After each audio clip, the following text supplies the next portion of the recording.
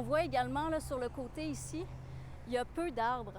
On a un comité de travail qui s'appelle Verdir Saint-Sauveur. Des organismes, mais aussi plusieurs citoyens se mobilisent là, sur la lutte aux îlots de chaleur. C'est un quartier qui est extrêmement bétonné, extrêmement asphalté dans son revêtement au sol. On a quelques projets de dépavage, donc on vient retirer de l'asphalte, enlever de l'asphalte pour permettre là, une meilleure circulation de l'eau. Et on a aussi des projets plus aménagement urbain, proposer des alternatives d'aménagement sur les rues. Parce que dans le fond, les voitures émettent énormément de chaleur.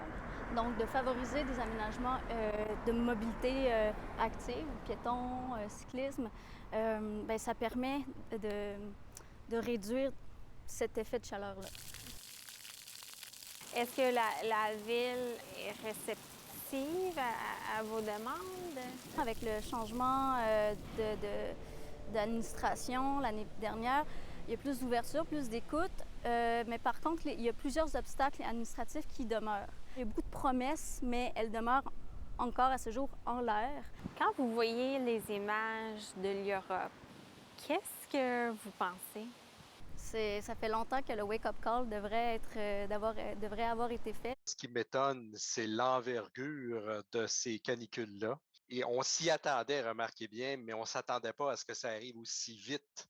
Les municipalités québécoises posent des gestes pour s'adapter à cette nouvelle réalité de la chaleur extrême. Mais selon les experts, elles n'agissent pas à la même rapidité que le climat se réchauffe. Je suis très surpris de voir des citoyens qui vont peindre leur entrée de garage en noir. OK, ça fait un bon contraste avec leur voiture, mais c'est très mauvais pour au niveau climatique.